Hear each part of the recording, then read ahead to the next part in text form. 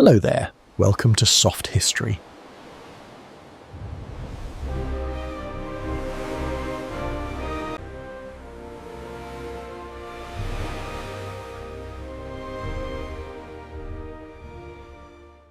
Before we begin, I'd love to know, where are you listening from tonight?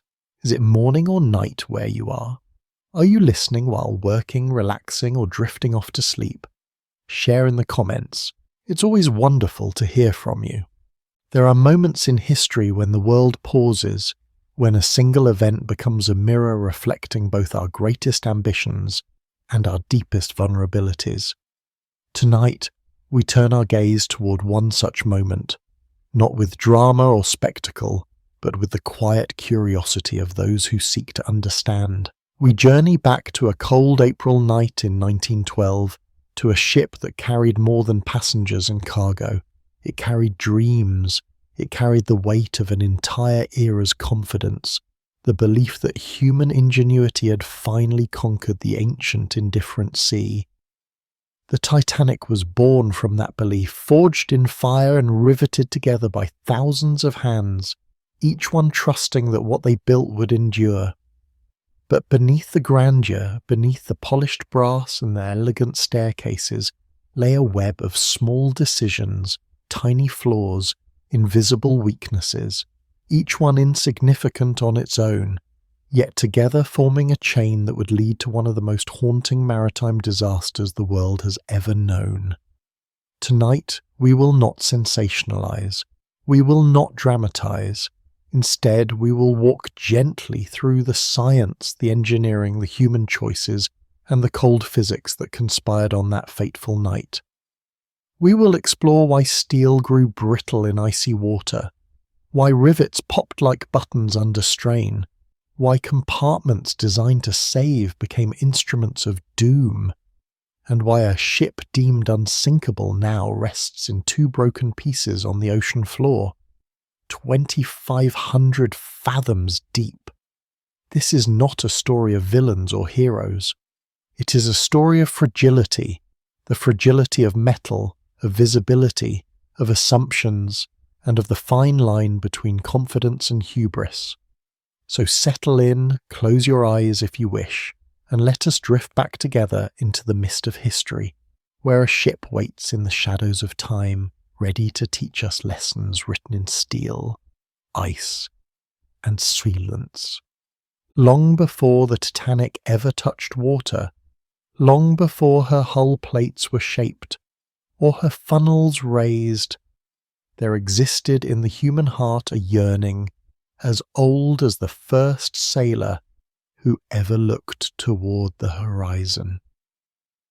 We have always been drawn to the unreachable, to the distant shore, to the promise that somewhere beyond the waves lies something greater, adventure, fortune, a new beginning. For thousands of years we carved logs into canoes, stitched hides into sails, and learned to read the stars. The sea was vast, mysterious, and often cruel, yet we refused to be kept from it. We built vessels that could carry us across bays, then rivers, then open ocean. We learned to navigate by sun and sextant, to harness the wind, to survive storms that swallowed entire fleets. And with every generation our ships grew larger, stronger, more sophisticated.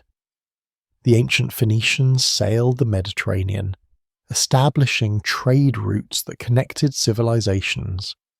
The Vikings crossed the North Atlantic in open longboats, discovering new lands through sheer determination and courage. The Great Age of Exploration saw ships circumnavigate the globe, mapping coastlines and connecting continents. Each era pushed the boundaries of what was possible, each generation building upon the knowledge of those who came before. By the dawn of the 20th century, the world had entered an age unlike any before it. The air hummed with electricity.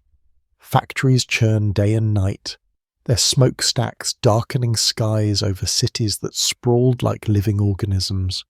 Steel, strong, flexible, abundant, became the skeleton of modern civilization. Bridges spanned impossible distances. Railroads stitched continents together. Buildings climbed towards the clouds. And in shipyards across Europe and America, engineers looked at the ocean not as an adversary to be feared, but as a highway to be mastered. This was the world into which the Titanic was conceived, a world drunk on progress, confident in its machines, certain that nature's oldest mysteries had finally been solved. The ship was not merely a vessel, it was a statement. It was proof that humanity had arrived, that we had outgrown our primitive fears and could now move across the planet with the same ease as gods. She was designed to be the largest moving object ever built by human hands, a floating palace that would ferry the wealthy in unimaginable luxury, while also offering hope to immigrants seeking new lives across the Atlantic.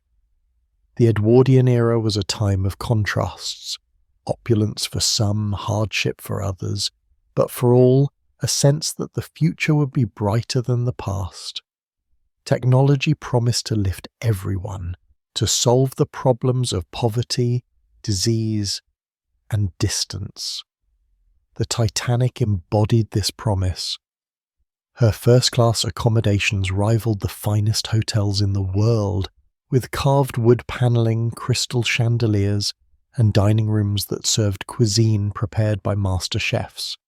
But she also carried third-class passengers, families fleeing poverty in Europe, seeking opportunity in America. The ship was a microcosm of society, all classes travelling together toward a shared destination. But here, in this moment of supreme confidence, lay the seeds of tragedy. For in our rush to build bigger, faster, grander, we forgot something ancient and essential, that the ocean does not care about our ambitions, that steel is not invincible, that every structure, no matter how magnificent, is only as strong as its weakest joint. The Titanic was a ship born of dreams, yes, but also of assumptions, of untested theories, of small compromises made in the name of cost and schedule. And on a night when the sea turned to glass and the stars burned cold and distant, those assumptions would be tested in the most unforgiving laboratory of all. In the years leading up to 1912, the world seemed to be accelerating toward an impossible future. Everywhere you looked, there were marvels. The Wright brothers had taken to the skies just 9 years earlier, proving that human flight was possible. Electric lights replaced gaslight in the great cities of the world. Automobiles began to replace horses on the streets of New York, London, and Paris, their engines sputtering and backfiring but growing more reliable with each passing year. Communication itself was transforming. Wireless telegraphy allowed messages to leap across oceans instantaneously, a kind of magic that would have seemed impossible just a generation before. Guglielmo Marconi had demonstrated that invisible waves could carry information through the air, and now ships at sea were no longer isolated but connected to the rest of the world through the crackle and beep of Morse code. This was the era of the great exhibitions, of world's fairs where nations displayed their technological prowess like peacocks spreading their feathers. It was a time of optimism, of belief in progress as an unstoppable force. People genuinely felt they were living at the apex of human achievement, that every problem had a solution, every challenge could be overcome with enough ingenuity and steel. The newspapers were filled with stories of innovation and discovery. Scientists were unraveling the mysteries of the atom. Doctors were learning to fight diseases that had plagued humanity for millennia. Engineers were building structures that defied gravity and imagination. The shipping industry was no exception. In fact, it was at the very heart of this industrial revolution. Britain, still the world's dominant maritime power, was locked in fierce competition with Germany and America for control of the lucrative transatlantic passenger trade. Millions of people crossed the Atlantic each year, immigrants seeking new lives, businessmen conducting trade, tourists exploring the world. The shipping companies competed on speed, luxury, and size. Companies like White Star Line and Cunard were racing to build ships that were not just larger but faster, more luxurious, more technologically advanced. The Olympic-class vessels, of which Titanic was the second, represented the pinnacle of this ambition. They were designed to be the ultimate expression of Edwardian confidence. Grand salons with carved oak panelling, swimming pools that brought the luxury of resort living to the open ocean, Turkish baths with elaborate tile work, elevators that allowed passengers to move between decks without climbing stairs, and dining rooms that rivaled the finest restaurants in Europe. The attention to detail was extraordinary. Artisans spent months crafting the wood panels, the plaster mouldings, the stained glass windows. Everything was designed to impress, to reassure passengers that they were travelling in absolute safety and comfort. But beyond the luxury, there was also a promise of safety. The ships were designed with watertight compartments, double bottoms, and modern pumping systems. The public was told over and over that these vessels were as close to unsinkable as human engineering could achieve. The word itself, unsinkable, was never officially used by White Star Line in their advertising, but it floated through newspapers and conversations like a mantra, repeated so often that it became accepted truth. People believed it. Why wouldn't they? After all, this was an age when science and reason had triumphed over superstition, when human mastery over nature seemed not just possible but inevitable. The great ships of the era were engineered with care, built with the best materials available, and operated by experienced crews. Accidents happened certainly, but they were rare, and when they did occur, they were usually the result of human error or extreme weather, not fundamental flaws in the ships themselves. And so the Titanic became more than a ship.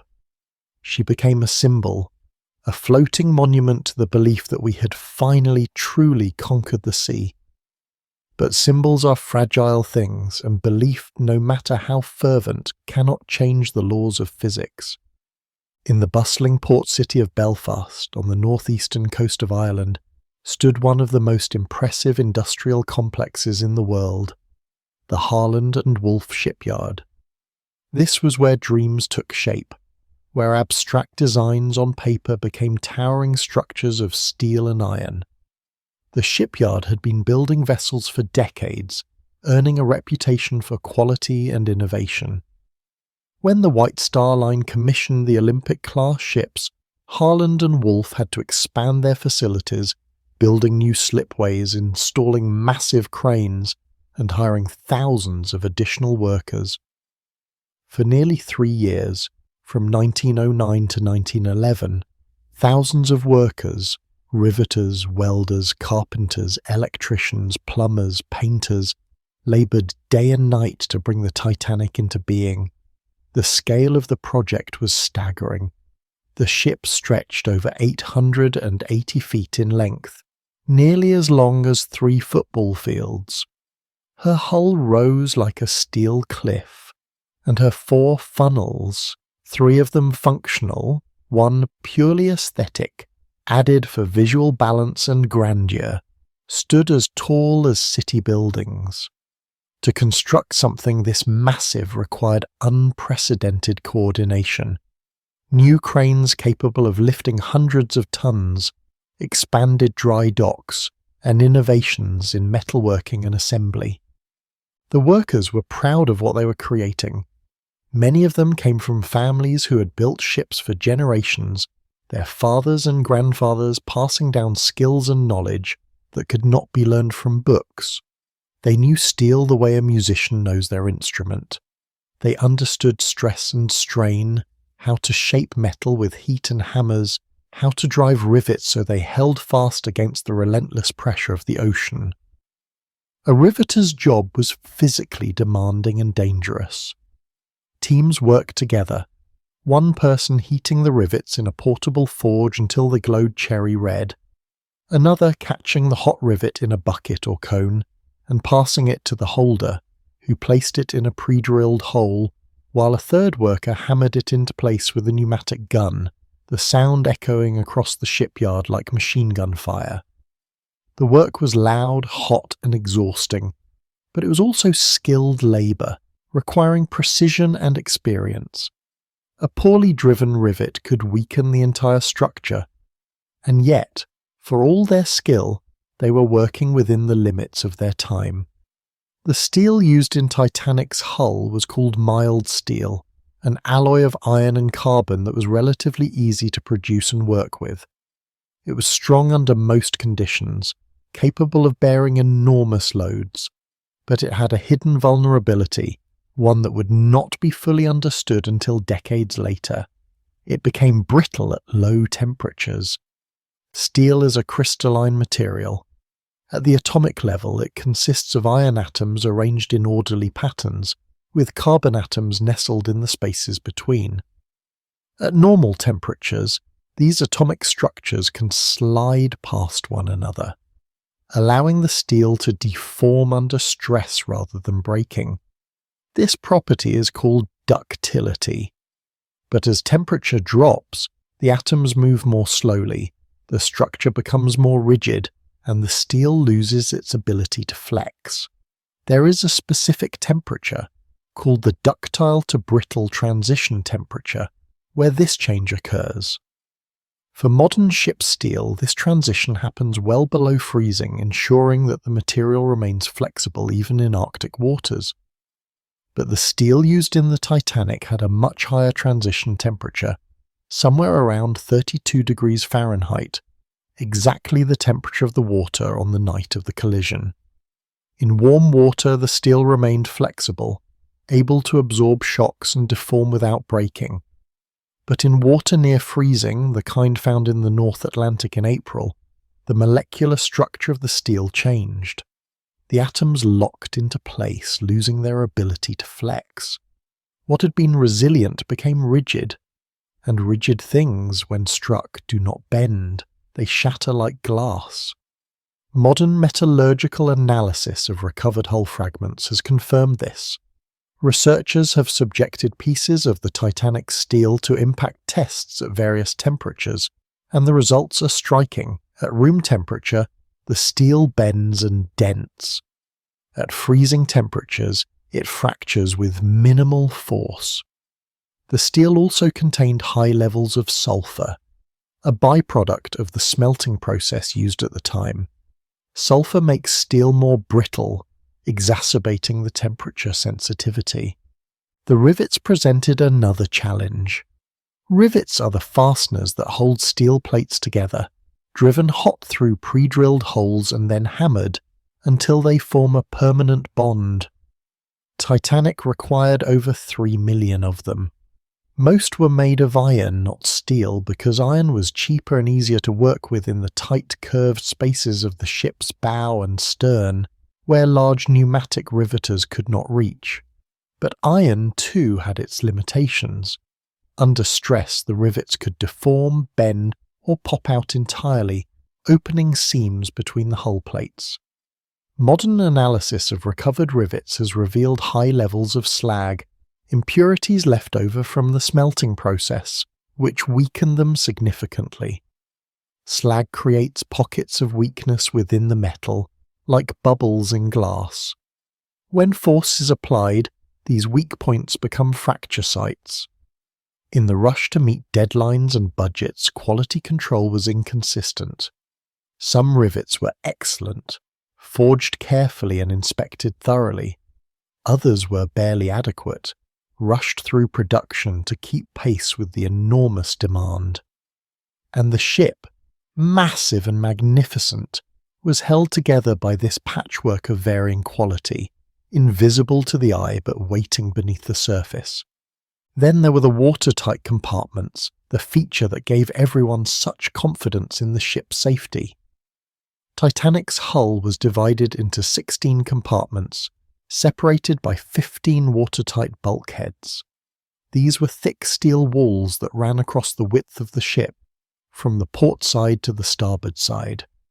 The idea was simple and on paper elegant. If the hull was breached and water flooded into one compartment, doors could be closed to seal it off, preventing the water from spreading to adjacent compartments. The doors could be closed manually by crew members or automatically from the bridge using an electrical system, a modern innovation that impressed everyone who learned about it. The ship was designed to remain afloat even if 4 of the forward compartments were flooded. This seemed robust, a generous safety margin. But there was a flaw, subtle and dangerous, one that would prove catastrophic. The bulkheads did not extend all the way to the top of the ship. They stopped several decks below the upper levels, like walls in a house that don't quite reach the ceiling. If water rose high enough in one compartment, it would simply spill over the top of the bulkhead into the next compartment, and then the next, like a row of glasses tipping over one by one, each one filling and then overflowing into its neighbour. This flaw was known to the designers. It was not an oversight, but a deliberate compromise. Extending the bulkheads all the way to the top deck would have interfered with the ship's layout, particularly the grand staircase and the open, airy feeling of the public spaces. It would have also added weight and cost. The designers judged that for water to rise high enough to overflow the bulkheads, the ship would have to be so severely damaged that it was already beyond saving. They believed such a scenario was extremely unlikely, almost impossible. After all, no one could imagine a collision that would breach multiple compartments simultaneously without either crushing the bow entirely or creating a massive, obvious hole. The iceberg would prove them tragically wrong.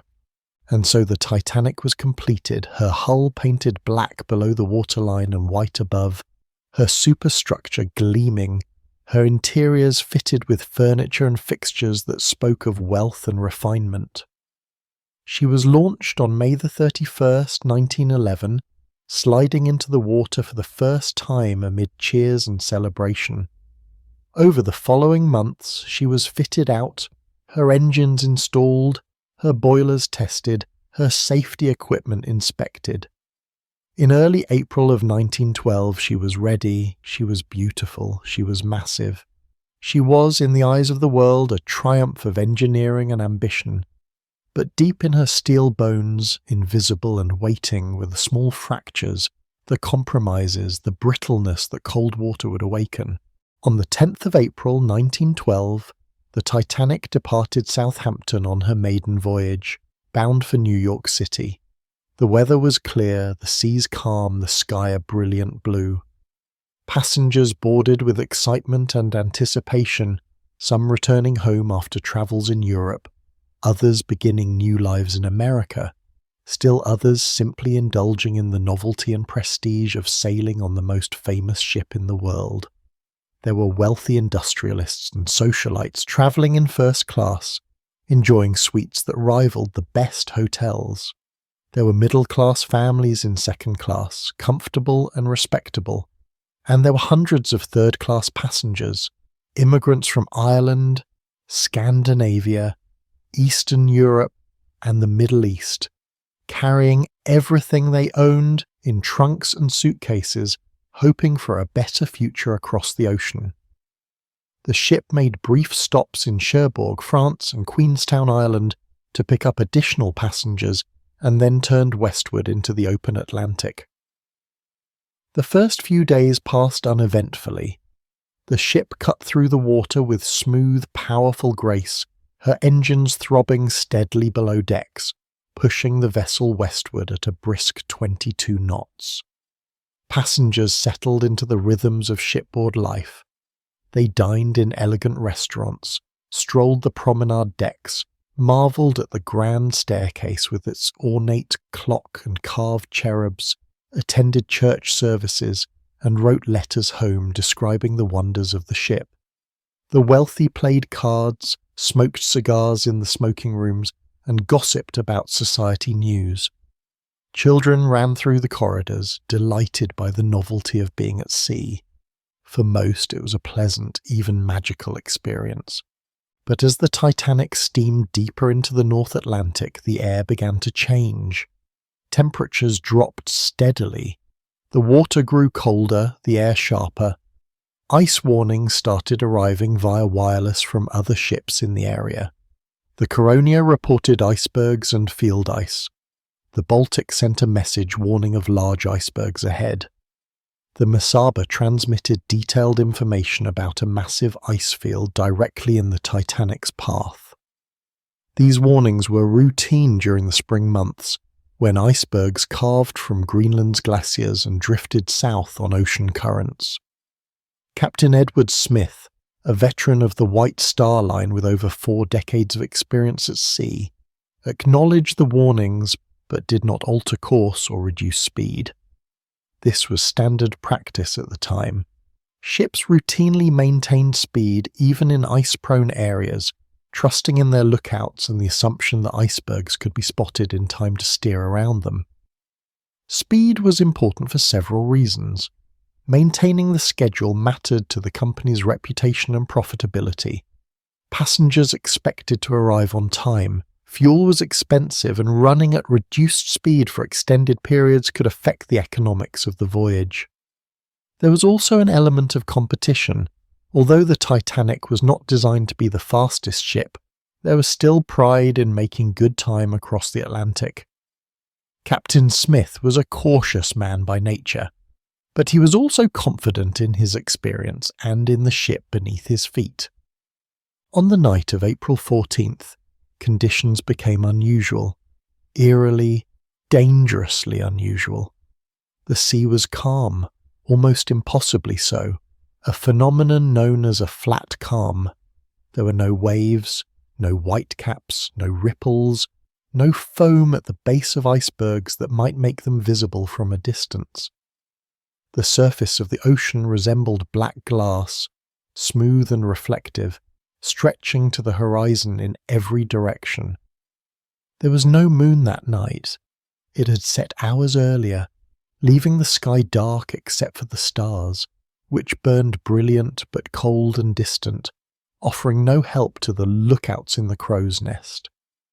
Visibility was further compromised by a phenomenon meteorologists call thermal inversion, where layers of air at different temperatures create a kind of haze or distortion that blurs the boundary between sea and sky. In such conditions, the human eye struggles to perceive depth and distance. Objects that should be visible become indistinct, blending into the background.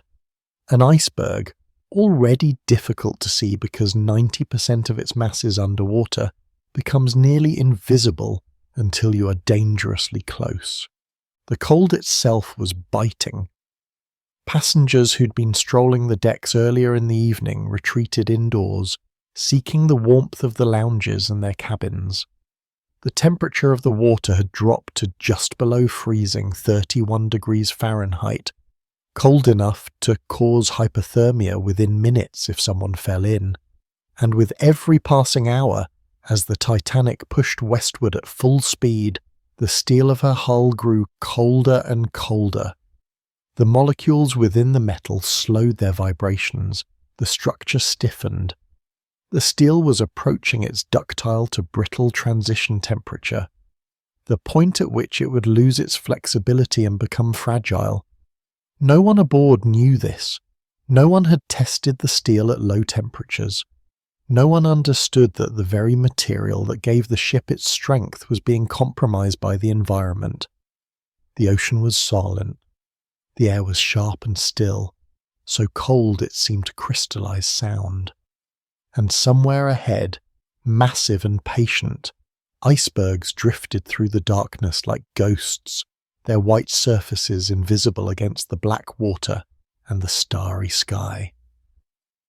Captain Edward Smith stood on the bridge of the Titanic, a tall, bearded man in his early 60s, respected and admired throughout the maritime world.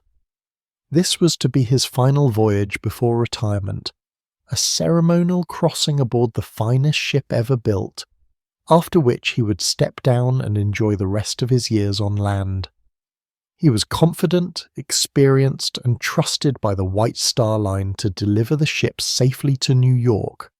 Speed was important, not because the Titanic was built for racing like some of Cunard's vessels, but because maintaining a schedule mattered to the company's reputation.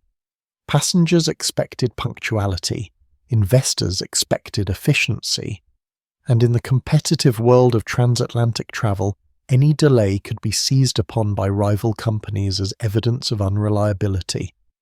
Throughout the day of April 14th, wireless operators Jack Phillips and Harold Bride received multiple messages from nearby ships warning of ice.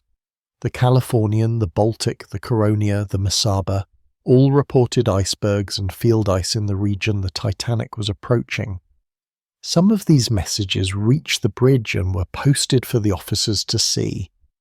Others did not make it to the bridge at all, delayed or overlooked by the wireless operators who were busy transmitting personal messages for wealthy passengers who were willing to pay for the service.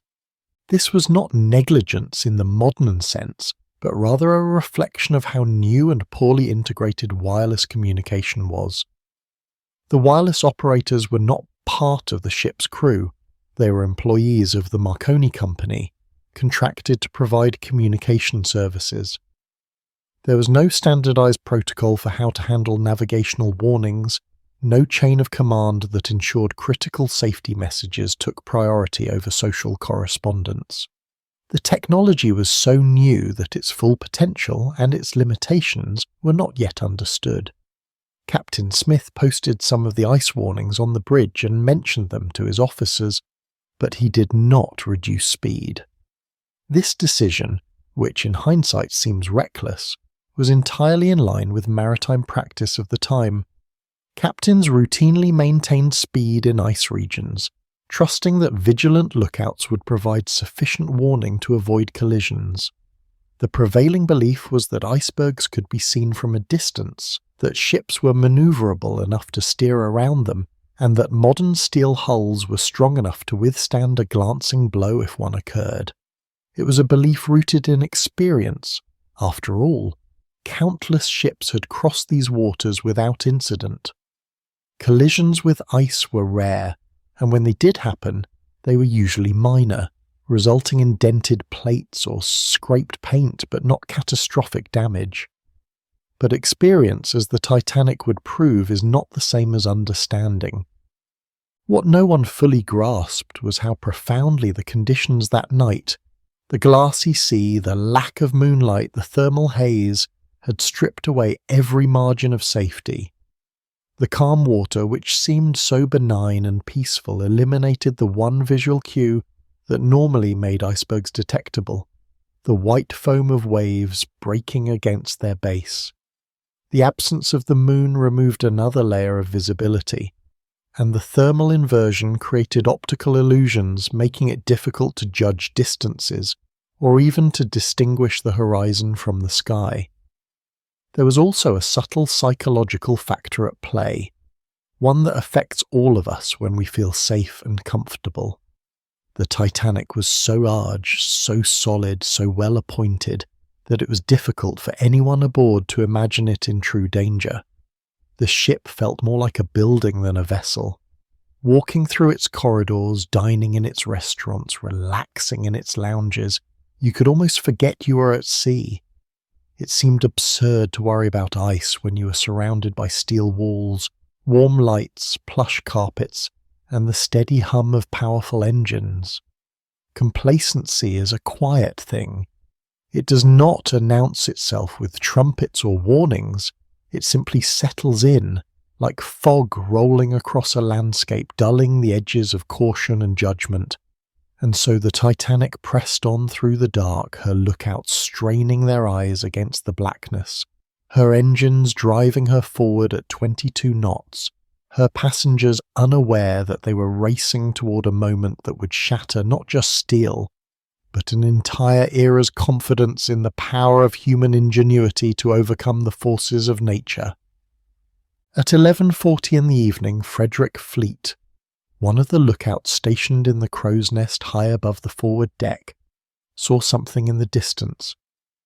It was faint at first, barely distinguishable from the darkness, a shadow darker than the surrounding night, a shape that seemed to coalesce out of the void like something emerging from a dream. For a moment he hesitated, his eyes trying to make sense of what he was seeing, his mind trying to confirm whether it was real or an illusion created by tired eyes and endless staring into blackness. Then, with sudden terrible clarity, he realized what he was looking at. An iceberg, directly ahead, close. Too close. He reached for the warning bell with one hand and struck it 3 times, the signal for an object dead ahead, the sound cutting through the night like an alarm. With his other hand he grabbed the telephone that connected the crow's nest to the bridge and waited for someone to answer. The seconds stretched. Finally a voice answered. "Iceberg, right ahead," Fleet said, his voice urgent but controlled. On the bridge, 6th Officer James Moody received the call and immediately relayed the message to First Officer William Murdoch, who was in command of the watch. Murdoch reacted immediately, his training and experience taking over. He ordered the helmsman to turn the wheel hard to starboard, which, according to the steering conventions of the time, would turn the ship's bow to port to the left. Simultaneously, he ordered the engine stopped and then reversed, hoping to slow the ship's forward momentum. He also activated the switch that closed the watertight doors in the lower decks, sealing off the compartments. These were all reasonable actions, the correct responses according to the procedures of the day, but they were not enough. The Titanic was not built for sudden manoeuvres. She was a massive vessel, displacing over 50,000 tons, moving through the water at nearly 22 knots, roughly 25 miles per hour. Stopping or turning such a mass requires time and distance far more than most people realize. The ship began to turn, but slowly, ponderously, her massive bulk resisting the change in direction. The rudder, though large, could only exert so much force against the inertia of 46,000 tons of steel, cargo, coal and passengers. The engines ground into reverse, but reversing actually reduced the effectiveness of the rudder, because it decreased the flow of water past it. Modern analysis suggests that Murdoch might have had more success if he had kept the engines running forward while turning, allowing the rudder to work more effectively, but he had no way of knowing this. He was doing what he had been trained to do, following the best practices of his era. The iceberg loomed closer, its white surface now visible against the dark sea. And then, 37 seconds after Fleet's warning, with a sound that many survivors would later describe as surprisingly gentle, a scraping, a shuddering, a muffled grinding, like someone dragging a stick along a picket fence, the iceberg made contact with the Titanic's starboard side about 14 feet below the waterline. It was not the dramatic, splintering crash that movies would later portray, not the violent impact one might imagine. It was quieter, almost polite, as if the iceberg were merely brushing past, grazing the ship's side on its way by. Some passengers felt nothing at all. Others noticed a faint vibration, a subtle change in the rhythm of the engines, a sensation more than a sound.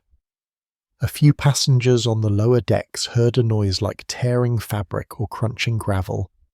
Chunks of ice fell onto the forward well deck, and some passengers, curious and unaware of the danger, picked them up as souvenirs, marvelling at their size and clarity. What had happened, in those few seconds of contact, was a catastrophe hidden beneath the surface, invisible to almost everyone aboard. The iceberg, with its massive submerged bulk, had acted like a blunt blade, scraping and gouging along the hull below the waterline for nearly 300 feet, roughly 1/3 of the ship's length. The impact was not strong enough to crush the steel plates inward, not violent enough to create a single large hole. Instead, it did something far more insidious. It exploited the weaknesses in the ship's construction, the vulnerabilities that had been built into the hull from the beginning. The rivets, already weakened by slag and impurities, could not withstand the shearing forces as the iceberg dragged along the plates. They popped out like buttons under strain, shooting away or bending, their heads shearing off. The seams between the hull plates opened, some by just a fraction of an inch, others by several inches. The brittle, cold steel cracked in places, the molecular structure failing, fractures propagating through the metal like lightning through glass. And through these openings, small individually but collectively devastating, seawater began to pour in, cold and relentless. The damage extended across 6 of the forward compartments, the forepeak, which housed the anchor, chains and storage, the forward cargo holds stacked with luggage, mail and freight, the boiler room number 6 where coal-fired furnaces powered the ship's steam engines. The ship could survive 4 flooded compartments. It could not survive 6. In the immediate aftermath there was confusion rather than panic. Most passengers had felt little or nothing. Many went back to their activities, back to their card games and conversations, assuming that whatever had happened was minor. Captain Smith, who had been in his cabin preparing for bed, rushed to the bridge and asked Murdoch what had happened. Murdoch explained. They had struck an iceberg. He had ordered the engines reversed and the watertight doors closed. Smith immediately ordered an inspection of the ship, sending officers and crew down into the lower decks to assess the damage. Thomas Andrews, the ship's designer, who happened to be aboard for the maiden voyage as a representative of Harland and Wolff, descended into the lower decks with the inspection teams. Andrews was a meticulous man, a talented naval architect who understood every detail of the ship's construction. He had devoted years of his life to the Titanic, and he felt a personal responsibility for her safety. What he found as he moved through the lower decks was unequivocal and devastating. Water was flooding into the mailroom, rising fast enough that postal workers were already trying to move sacks of mail to higher decks, a futile effort. Water filled the forward cargo holds, submerging trunks and crates. In boiler room number 6, seawater poured through the hull, and the stokers had barely managed to escape before the watertight door closed, sealing the compartment. Andrews examined the rate of flooding, noted which compartments were breached, and did the calculations in his head. The math was simple and terrible. With 6 compartments flooding, the bow would sink lower and lower as water accumulated. As it did, the ship would tilt forward, and eventually water would reach the top of the forward bulkheads and spill over into the next compartment, and then the next, in a slow but unstoppable cascade. The watertight compartments, which were supposed to save the ship, would fail because they were not truly watertight. They were open at the top. Andrews estimated the ship had perhaps an hour, maybe 2 at the most, before she sank.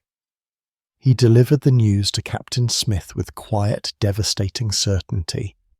The Titanic was going to sink. There was no doubt, no hope of salvage, no possibility of keeping her afloat. The ship was doomed. The flooding began slowly, almost imperceptibly, but with the patient, inexorable force of gravity and water pressure. In the forward cargo holds and mailroom, seawater surged in through the open seams, cold and relentless, filling the spaces with astonishing speed. Workers stationed in the boiler rooms heard the water rushing in, a roaring sound like a waterfall, and scrambled to close the watertight doors, some making it through just in time, others cut off and forced to climb escape ladders to higher decks. The pumps roared to life, their engines straining to expel water back into the sea, but they were designed to handle minor leaks, bilge water, Condensation, not the catastrophic flooding that was now occurring. For every gallon they managed to pump out, 10 more flooded in through the breaches in the hull. It was like trying to bail out a sinking rowboat with a teaspoon. This was the critical flaw in the design that no one had fully anticipated. The watertight compartments were meant to isolate damage, to contain it within a single section of the ship. But they were not truly watertight in the way the name implied. They were more like partitions, walls that could hold water back, but only to a certain height. Once water reached the top of one compartment, approximately the level of E-deck, it simply flowed over the edge into the next compartment, bypassing the doors and barriers entirely. The ship's designers had assumed that any collision severe enough to flood multiple compartments would either rupture them in a way that allowed the pumps to cope, or would create obvious catastrophic damage to a single area. They had not imagined, or perhaps had considered too unlikely to design against, a scenario where a long glancing blow would open a series of small breaches across a wide area, flooding 6 compartments simultaneously. But this is exactly what the iceberg had done. The long glancing impact had created not one large hole but a series of small openings, spread across 300 feet of hull, each one allowing water to pour in. As the bow filled with water, it grew heavier. Water weighs approximately 62.5 pounds per cubic foot. Thousands upon thousands of cubic feet were flooding into the forward sections, adding unimaginable weight to the front of the ship. The bow began to sink lower, dipping down into the ocean. The ship began to tilt forward, a movement so gradual at first that many passengers did not notice it. But the tilt was inexorable, driven by the laws of physics and the relentless accumulation of water. The stern, meanwhile, began to rise as the bow sank. The ship, designed to float level and evenly supported along its entire length, was now becoming unbalanced, a seesaw tipping toward one end. On deck, crew members began the process of preparing and loading the lifeboats, though there was still confusion and uncertainty about the severity of the situation. Many passengers resisted boarding the boats, reluctant to leave the apparent safety and warmth of the massive ship for the dark, cold uncertainty of the open ocean in a small wooden boat. The lifeboats themselves presented another tragedy within the tragedy. There were only enough for about 1,200 people, roughly half of the 2,200 passengers and crew aboard. This was not illegal. The ship met the outdated Board of Trade regulations, which calculated lifeboat capacity based on ship tonnage rather than the number of people aboard, but it was a fatal inadequacy that would cost hundreds of lives. Below deck, in the machinery spaces deep in the ship's hull, engineers and stokers worked frantically in conditions that grew more desperate with each passing minute. They kept the electrical generators running, ensuring that the lights remained on throughout the ship, preventing panic and allowing evacuation efforts to continue. They operated the pumps, knowing it was futile but doing it anyway because it was their duty. The water continued to rise, creeping up stairways, flooding corridors, swallowing furniture and luggage and cargo. It was patient, unstoppable, indifferent to human effort or hope. The ship groaned under the strain, metal creaking as forces it was never designed to withstand began to pull and twist at its structure. The forward well deck, where third-class passengers had walked just hours earlier, was now submerged. Water lapped at the base of the forward superstructure. The bow was sinking faster now, the weight of the water accelerating the process. By 1 in the morning, the tilt of the ship was obvious to everyone. Lifeboats were being loaded and lowered, though many left only partially filled due to confusion, fear that the boats would buckle if fully loaded while being lowered, and the disbelief among passengers that the ship was truly sinking. Distress signals had been sent out via wireless, the new SOS call alternating with the older CQD signal.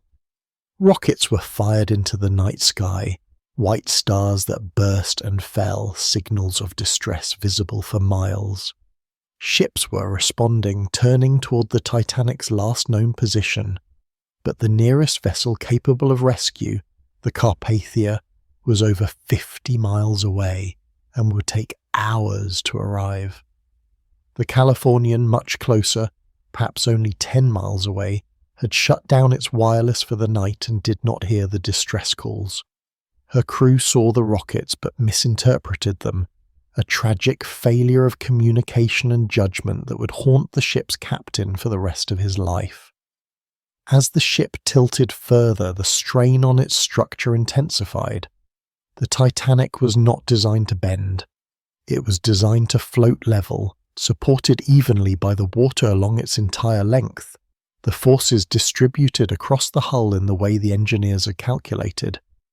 But now the bow was submerged, pulling downward with the weight of thousands of tons of water, while the stern was lifting out of the water, no longer supported by buoyancy. The ship's spine, the keel and the structural framework that ran the length of the hull, was being subjected to forces it was never meant to endure. Engineers describe this as bending stress or bending moment. Imagine holding a long stick or a ruler horizontally with both hands and then pressing down on the middle. The stick will bend, curving downward in the center. If you press hard enough, the stick will eventually snap at the point of greatest stress. The Titanic was experiencing something similar, but on an unimaginable scale. The forward section was sagging, weighed down by water, while the stern section was cantilevered upward, suspended over the ocean. The forces concentrated at the weakest point in the structure, the area between the third and fourth funnel, where the ship's design included an expansion joint, a deliberate feature that allowed the ship to flex slightly in response to waves, but which now became a point of catastrophic failure. At approximately 2:15 in the morning, the ship's lights flickered and went out. The engineers and electricians who had kept the power running for over 2 hours, working in rising water and growing danger, could do no more.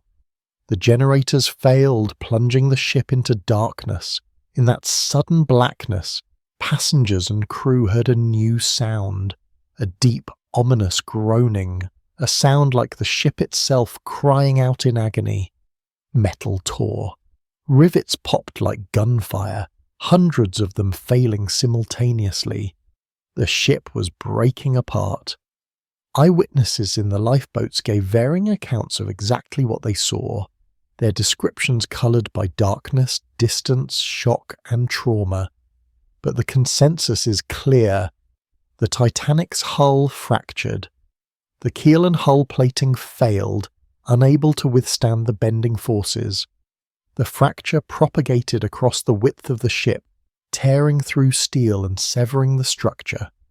The stern section, suddenly freed from the weight of the flooded bow, righted itself for a moment, settling back toward level.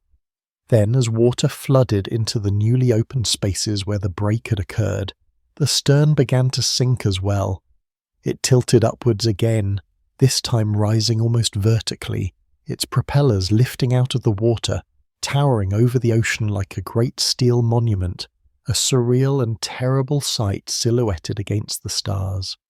People clung desperately to railings, to benches, to deck fittings, to anything they could hold. Some lost their grip and fell, tumbling down the nearly vertical deck or plunging into the freezing water far below. Furniture, equipment, and debris slid and crashed as the stern stood nearly upright. The ship remained in this position for what survivors estimated as several seconds to perhaps a minute. In the chaos and terror, time became impossible to measure accurately. And then, with a final shudder, the stern slipped beneath the surface. It was approximately 2:20 in the morning, 2 hours and 40 minutes after the collision with the iceberg. The Titanic was gone. The ocean, calm and indifferent, closed over the wreck as if nothing had happened, the water smoothing itself into glass once more. Hundreds of people floated in the freezing water, their cries and screams fading into the cold night air as hypothermia began its work. The water was 28 degrees Fahrenheit, cold enough to kill within 15 to 30 minutes. Most of those in the water would not survive long enough to be rescued, even if boats had returned for them. The lifeboats, drifting nearby, heard the cries, but most did not return. The survivors in the boats fearing they would be swamped by desperate swimmers, a fear that was not entirely irrational, but which nonetheless condemned hundreds to death who might otherwise have been saved. By the time the Carpathia arrived at dawn, steaming at full speed through the same ice field that had doomed the Titanic, there were only survivors in lifeboats to rescue. Over 1,500 souls had been lost in one of the deadliest peacetime maritime disasters in history. The two sections of the Titanic, the bow and the stern, fell through the dark water separately, tumbling toward the ocean floor more than 12,000 feet below, more than 2 miles down into the abyss. The journey to the bottom took perhaps 15 minutes, the wreckage falling through layers of water that grew colder and darker and more pressurized with every fathom. The bow section, heavier and more structurally intact despite the damage, descended relatively quickly, plunging nose first like a diver into the depths.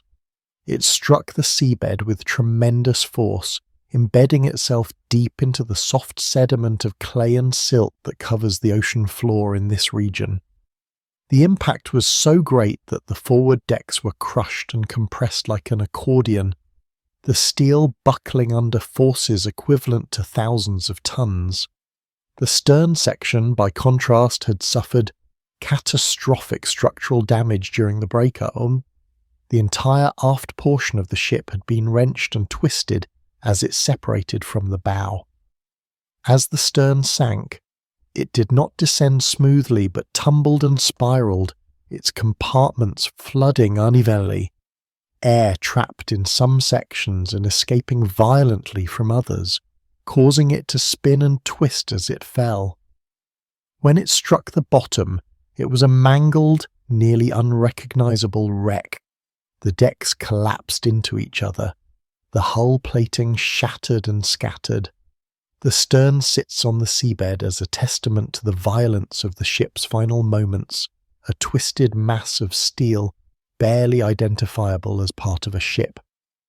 Between the two main sections, a debris field stretches for hundreds of yards across the ocean floor, a haunting scatter of the ship's contents and structure. Pieces of hull plating torn and twisted, sections of steel decking, lumps of coal that once fueled the boilers, now scattered like black stones across the sediment. Furniture from the cabins and public rooms, tables, chairs, bed frames, their wood long since consumed by the marine organisms, leaving only metal fittings and frames. Dishes, bottles, serving platters from the dining rooms, some still intact, nestled in the silt. Suitcases and trunks, their contents long since dissolved or consumed, but the metal clasps and hinges remaining, and most poignantly personal belongings. Shoes, arranged in pairs where bodies once lay before the organic material decomposed, leaving only leather and the impressions in the sediment. Jewellery, combs, dolls, eyeglasses. Each object a silent witness to lives interrupted, dreams ended, stories cut short. The wreck of the Titanic rests in one of the most inhospitable environments on Earth. The pressure at that depth is immense, over 6,000 pounds per square inch, roughly 400 times the atmospheric pressure at sea level, enough to crush a human body instantly, to implode hollow objects, to compress air into liquid. The water is near freezing, hovering just a few degrees above the point where seawater would freeze, cold enough to preserve but also to slowly corrode and decay. There is no light at this depth. Sunlight penetrates only the upper few hundred feet of the ocean. Below that is absolute darkness, broken only by the occasional bioluminescent creature drifting through the void. There is very little oxygen, and what life exists is slow, strange, adapted to extremes. For over 70 years, the Titanic lay undisturbed, a ghost ship in the abyss, its location unknown, the subject of speculation and failed searches. Then, in September of 1985, a team led by oceanographer Robert Ballard, using a combination of sonar scanning and deep-sea remotely operated vehicles, located the wreck. The images that came back were haunting and deeply moving. The massive bow section, still recognizable despite the damage and decay, sitting upright on the ocean floor, its railing still visible, its portholes dark and empty, the stern a twisted ruin, barely identifiable, and scattered everywhere, illuminated by the lights of the submersible, the personal effects and debris, silent witnesses to the tragedy. Since its discovery, the wreck has been visited numerous times by submersibles and remotely operated vehicles. Scientists, historians, filmmakers, and even tourists paying substantial sums have descended to see the ship. The wreck has been extensively documented, photographed, and studied, not just out of historical curiosity, but to understand the processes of deep-sea decay and the long-term fate of human structures in the ocean environment. The Titanic is being slowly consumed by microorganisms, particularly iron-eating bacteria called Halomonas titanicae, named after the ship on which they were discovered.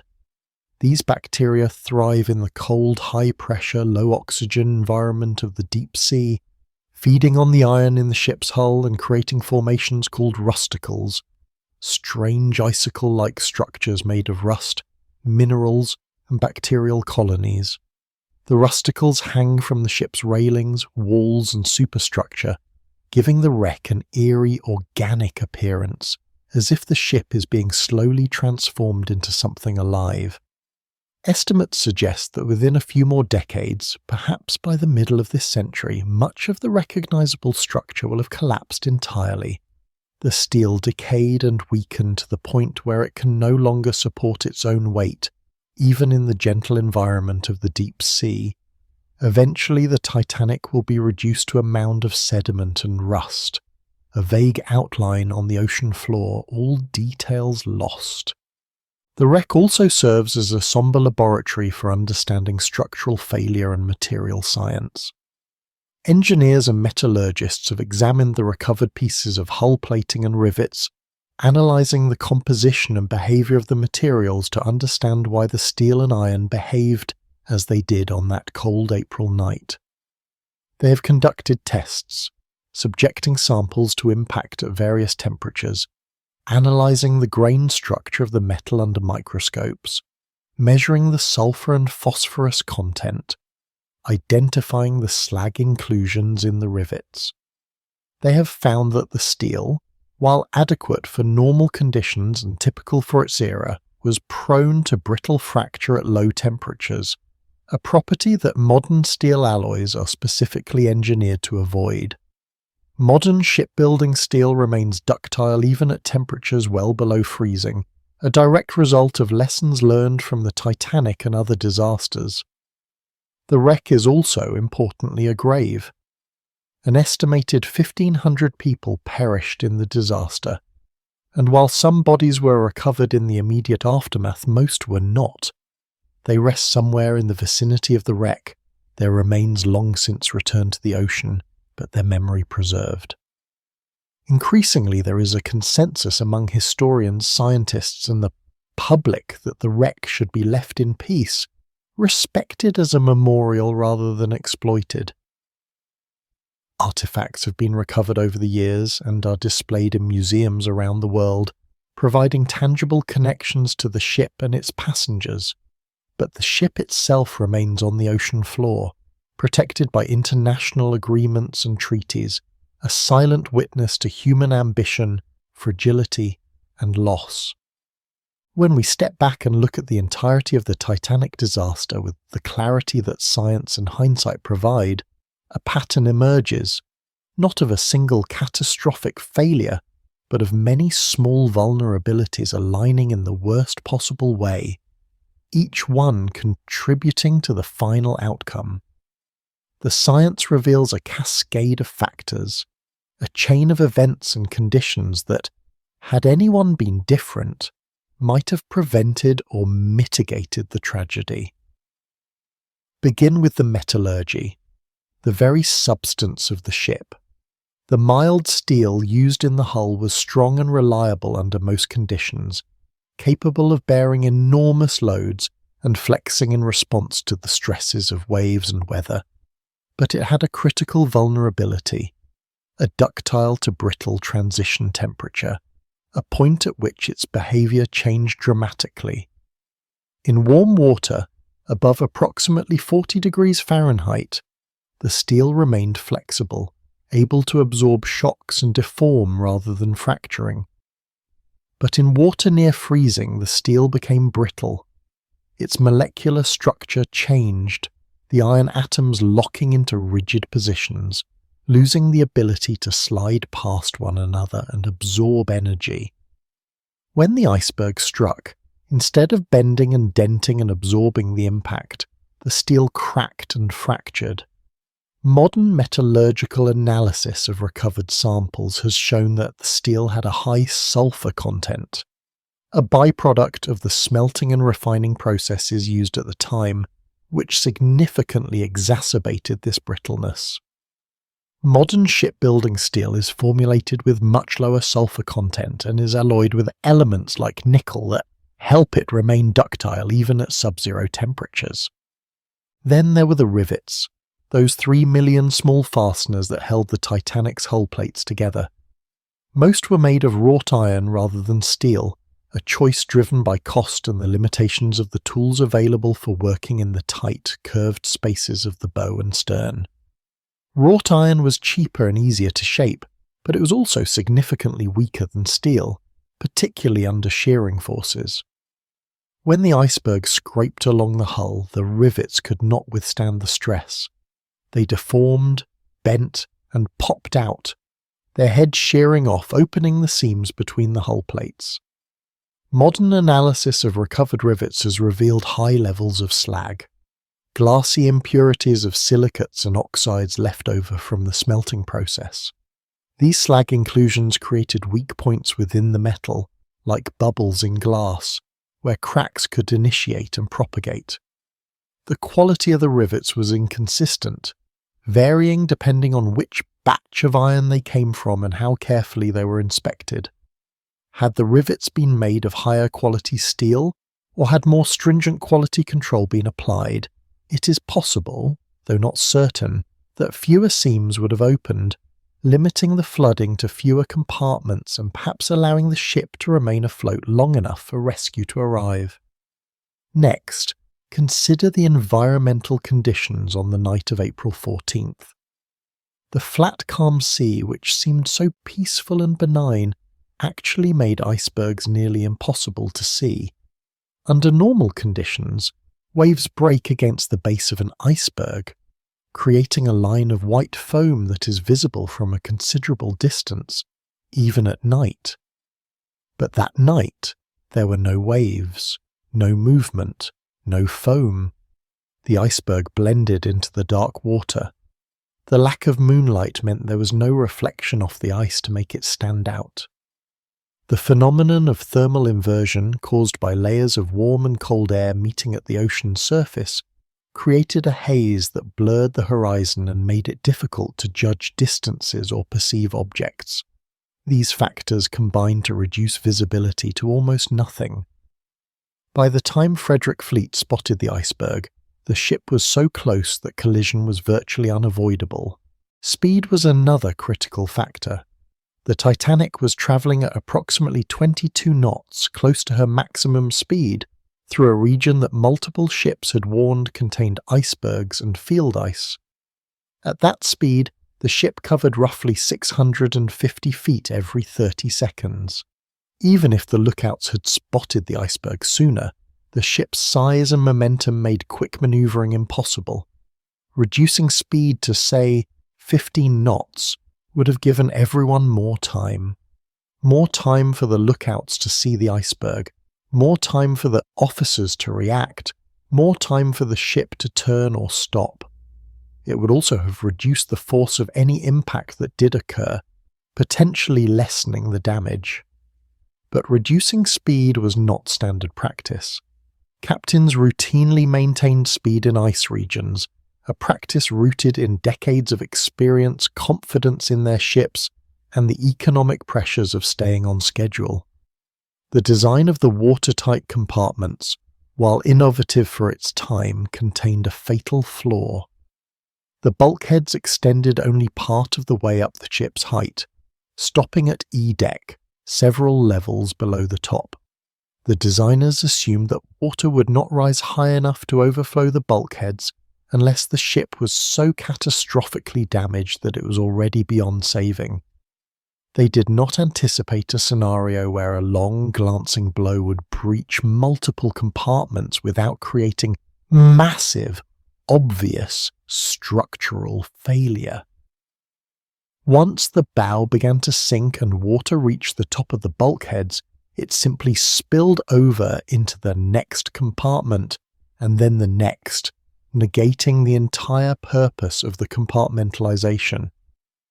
A more robust design would have included watertight horizontal decks above the bulkheads, creating true sealed compartments, but this would have been more expensive and would have interfered with the ship's layout and aesthetic. Finally, there was the human element, the decisions and assumptions made by people who were doing their best with the knowledge and tools they had. Wireless communication was new and not well integrated into shipboard operations. Ice warnings were not prioritized or systematically communicated. There was no standard protocol for responding to such warnings. The crew was confident, perhaps overconfident, in the ship's design and in their own experience. Captain Smith was following the practices of his profession, the norms that had served him well for over 40 years. The passengers too were lulled by the ship's size, luxury, and reputation. When the collision occurred, many did not immediately grasp the danger. The evacuation was confused, lifeboats were launched half full, precious time was wasted. No single factor sank the Titanic. It was the alignment and interaction of many small failures, brittle steel, weak rivets, invisible iceberg, high speed, inadequate compartment design, insufficient lifeboats, overconfidence, and bad luck that created the disaster. Each factor on its own might have been manageable. Together they were catastrophic. This is perhaps the most important lesson the science teaches us. Complex systems fail not because of one grand flaw, but because many small weaknesses link together in ways we do not foresee. Safety is not about eliminating all risk, which is impossible, but about building in layers of protection, redundancies, margins for error, so that when one thing goes wrong, the entire system does not collapse. The sinking of the Titanic sent shockwaves around the world that reverberated for years. It was front-page news for weeks, dominating newspapers in every major city, discussed in homes and workplaces, dissected in parliaments and boardrooms. The disaster shattered the public's faith in technological invincibility and forced governments, industries, and individuals to confront uncomfortable truths about safety, regulation, hubris, and the limits of human control over nature. Within months, investigations were launched on both sides of the Atlantic to determine what had happened and who, if anyone, was to blame. The United States Senate, under the leadership of Senator William Alden Smith, held extensive hearings, calling survivors, crew members, company officials, and experts to testify. the British Board of Trade conducted its own formal inquiry led by Lord Mersey. Both investigations sought to understand the sequence of events, the decisions made, the design features of the ship, and the adequacy of existing maritime regulations. The findings led to sweeping changes in maritime law, ship design, and operational practices, changes that have saved countless lives in the century since. One of the most immediate and obvious reforms was the requirement for sufficient lifeboats. No longer would lifeboat capacity be calculated based on outdated formulas related to ship tonnage. New regulations mandated that ships carry enough lifeboats and other flotation devices to accommodate every person on board, passengers and crew alike. This seems obvious, even absurd, wasn't always the case. But prior to Titanic, regulations had not kept pace with the enormous growth in ship size. Ships also had to conduct regular lifeboat drills, ensuring that both crew and passengers knew how to don life jackets, where to muster, and how to board and lower the boats efficiently and safely. Wireless communication protocols were completely overhauled. Ships were required to maintain a 24-hour wireless watch, ensuring that distress calls would always be heard even in the middle of the night. The priority and handling of safety messages were clarified and standardized. Radio operators received training specifically focused on emergency procedures. The distress signal SOS became universally recognized and took absolute priority over all other communications. Perhaps one of the most lasting legacies is the establishment of the International Ice Patrol, created in 1914 and funded by the major maritime nations whose ships regularly cross the North Atlantic. The patrol's mission is to monitor iceberg activity in the shipping lanes and broadcast warnings to all vessels in the area, providing accurate, timely information about ice locations and movements. The service began with ships patrolling the area visually, later incorporated aircraft for broader coverage, and today uses satellites, radar, oceanographic data, and computer modelling to track icebergs and predict their drift. Since its establishment, the Ice Patrol has contributed to an extraordinary safety record. No ship that has heeded Ice Patrol warnings has struck an iceberg in the North Atlantic. Ship design also evolved significantly. The use of high-quality steel became standard, and metallurgists worked to develop alloys that remain ductile at low temperatures, incorporating elements like nickel, manganese, and modern refining techniques to reduce impurities like sulfur and phosphorus. Riveting techniques improved with better quality control and inspection. Eventually, welding largely replaced rivets in ship construction, creating stronger, more reliable joints between plates. Watertight compartments were redesigned with higher bulkheads and, in many cases, watertight horizontal decks that created truly sealed compartments capable of containing flooding without it spreading to adjacent areas. Redundant systems for critical functions like power, pumping and steering became standard. Beyond the specific technical changes, the Titanic disaster also prompted a broader cultural and philosophical shift. It served as a humbling reminder that nature is not something to be conquered or dominated, but something to be respected and worked with. It taught humility, the recognition that no matter how advanced our technology becomes, we remain vulnerable to forces beyond our control. Engineers and designers became more cautious, more willing to question assumptions, to test designs under extreme conditions, to build in safety margins and redundancies. The disaster became a foundational case study in engineering schools around the world, a cautionary tale about the dangers of overconfidence, the importance of understanding material properties, the need for systems thinking that considers how different failures might interact and compound. The Titanic taught generations of engineers that it's not enough to design for the expected conditions.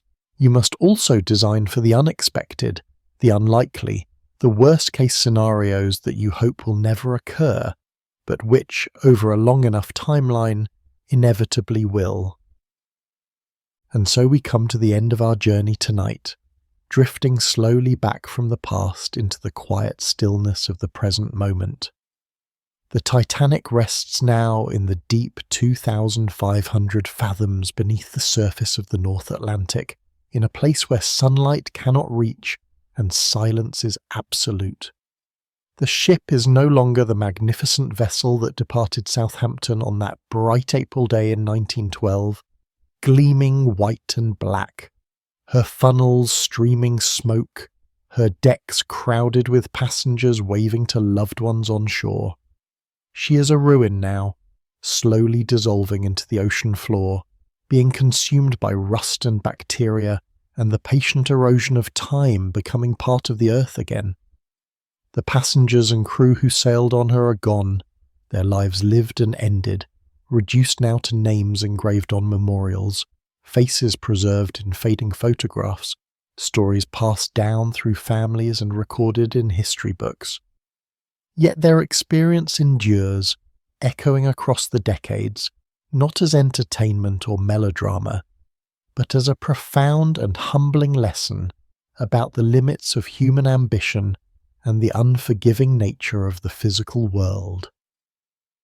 We built the Titanic to be unsinkable, or at least we believed it to be so, but in our confidence we forgot or never fully understood that steel grows brittle in cold water, that rivets can fail under stress, that compartments must be truly sealed to be effective, that visibility on a calm moonless night is nearly zero, and that maintaining speed in dangerous waters is a gamble that we do not always win. We forgot that every structure we build, no matter how grand or carefully engineered, is only as strong as its weakest element, and that disasters are rarely the result of a single dramatic failure, but rather the quiet alignment of many small weaknesses, each one insignificant on its own, but together creating catastrophe.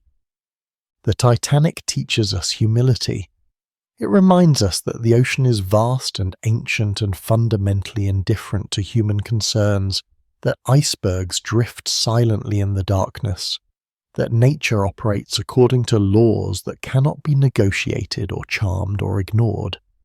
It shows us the critical importance of asking difficult questions, of challenging our assumptions, of testing our designs and materials under the most extreme conditions we can imagine, of building in layers of safety and redundancy so that when something does go wrong, and eventually, inevitably, something will, the entire system does not collapse.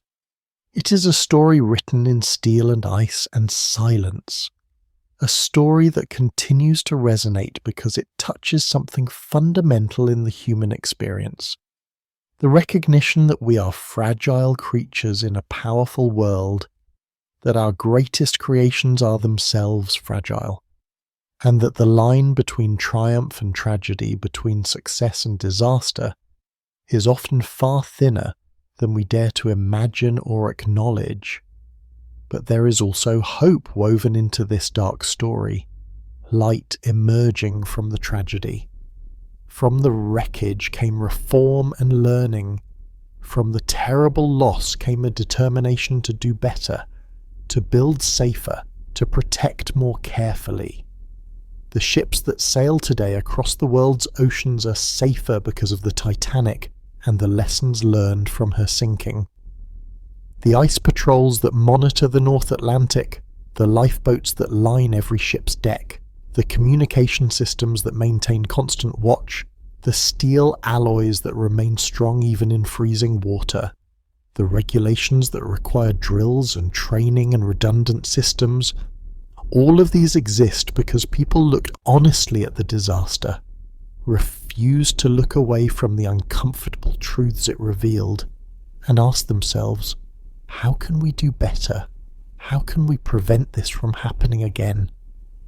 And then they did the hard work of making those changes real. The Titanic's legacy is tragedy, yes, but it is also transformation and progress.